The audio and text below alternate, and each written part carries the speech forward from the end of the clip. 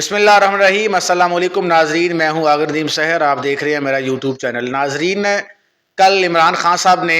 جو عدلیہ بچاؤ ریلی نکالی، اس ریلی میں انہوں نے اعلان کیا کہ ہم اگلے ہفتے سے سڑکوں پر آ رہے ہیں اور روزانہ کی بنیاد پر جو ہے وہ عدلیہ بچاؤ ریلی کے لیے ہم جو ہے وہ آواز بلند عدلیہ بچاؤ جو مہم ہے اس کا آغاز کر رہے ہیں، ریلیوں کے ذریعے، احتجاج کے ذریعے، جلسوں کے ذریعے۔ اور اگر 14 مئی کو انتخابات نہیں ہوتے تو اس کے بعد دمادم مست کلندر ہوگا۔ میں پچھلے کئی ولاگز میں یہ بات عرض کر چکا ہوں کہ پاکستان کے اندر جو موجودہ آئینی اور سیاسی بحران پیدا ہو چکا ہے اور جس کو پیدا کرنے میں پی ڈی ایم اور سہولت کاروں نے بڑا اہم کردار ادا کیا، پاکستان کو رجیم چینج جیسے دھماکے سے نوازا، جو ظلم اس ملک پر کیا، اس ملک کی معیشت پر کیا، اس ملک کے اوپر کیا، میں نہیں سمجھتا کہ اس کے بعد ملک کے حالات انتخابات کے بغیر جو ہے وہ حل ہو سکتے ہیں۔ مریم اور انگزیب کا کہنا کہ جی کوئی بات نہیں، ہم پہلے بجٹ پیش کریں گے اس کے بعد، میں ابھی تک حیران ہوں کہ کیا بجٹ جو ہے کیا پاکستان کے عوام الناس سے زیادہ ضروری ہو گیا ہے؟ ہمیں یہ دیکھنا چاہیے، جس طرح عدالت نے بھی کہا کہ بجٹ تو مئی میں بھی پیش ہوتے رہے ہیں، اور اگر بجٹ پیش نہیں بھی ہوتا تو پھر کون سی قیامت آ جائے گی؟ کیا پاکستان کا نظام جو ہے، ضرور اس کو ہم نے جس طرح پہلے بنجر کر دیا ہے، بنجر سے بھی بڑا برا حال اس کا کر دیا ہے کہ یہاں کے لوگ، آپ دیکھیے کل کی رپورٹ ہے کہ پاکستان سے اس پچھلے برس کی تو ہم نے رپورٹ آپ سے شیئر کی، ایک سال کے اندر 70 لاکھ کے قریب جو ہے وہ جو نوجوان ہیں، جو ڈاکٹرز ہیں، انجینئرز ہیں، پروفیسر ہیں، آئی ٹی کے ماہرین ہیں، وہ ملک چھوڑ کے چلے گئے۔ گزشتہ ایک سال کے اندر، یعنی ایک سال بھی نہ کہیں، 4 سے 5 مہینوں میں 10 سے 15 لاکھ جو ہے وہ نوجوان دوبارہ جو ہے ملک سے باہر جا چکا ہے یا اپلائی کر چکا ہے اور کچھ نکل گئے۔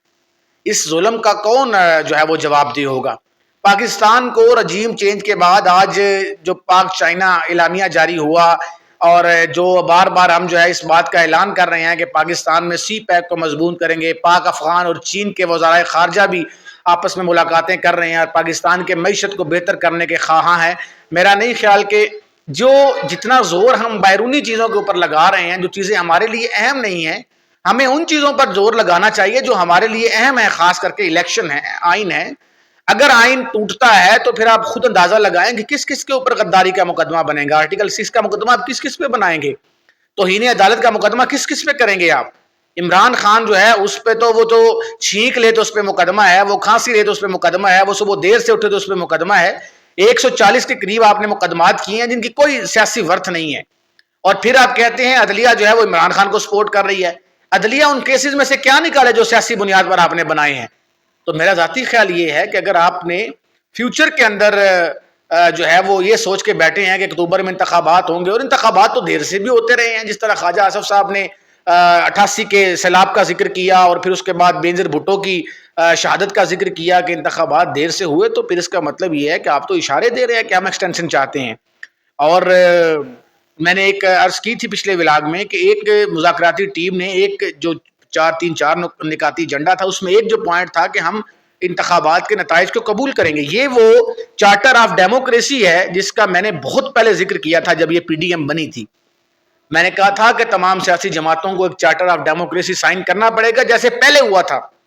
اور پہلے چارٹر آف ڈیموکریسی کیوں ٹوٹا تھا؟ وہ مشرف کی وردی پر اختلاف ہوا تھا۔ تو میں آج بھی یہ کہتا ہوں کہ چارٹر آف ڈیموکریسی بننا چاہیے، اور چارٹر آف ڈیموکریسی میں یہ فائنل ہونا چاہیے کہ پاکستان کے اندر سیاسی لوگ ہی کریں گے۔ پاکستان کے اندر سیاست کے اندر، حکومت کے اندر اسٹیبلشمنٹ اور کسی بھی بیرونی ادارے کا، اندرونی ادارے کا کوئی کردار نہیں ہوگا۔ حکومت جو ہے وہ سیاسی لوگوں کا کام ہے، وہ سیاسی لوگوں کو ہی کرنی چاہیے۔ اور سیاسی لوگ اگر یہ اس چارٹر آف ڈیموکریسی میں جو اس وقت ہوا تھا، اس وقت بھی اور اس میں بھی چارٹر آف ڈیموکریسی میں یہ کہا گیا تھا کہ ہم انتخابات کے نتائج کو مانیں گے، چاہے 2 پارٹی عوام الناس منتخب کرتی ہے، اس کو پورا حق ہے کہ وہ حکومت میں آئے اور وہ ملک کی تقدیر کے لیے کوئی بہتر فیصلے کرے۔ بہرحال عمران خان صاحب سڑکوں پہ آنے لگے ہیں، دمادم مست کلندر ہوگا، اور ہم دیکھتے ہیں ملک کس طرف جاتا ہے۔ آپ ہمارے ساتھ جڑے رہیے گا، بہت شکریہ۔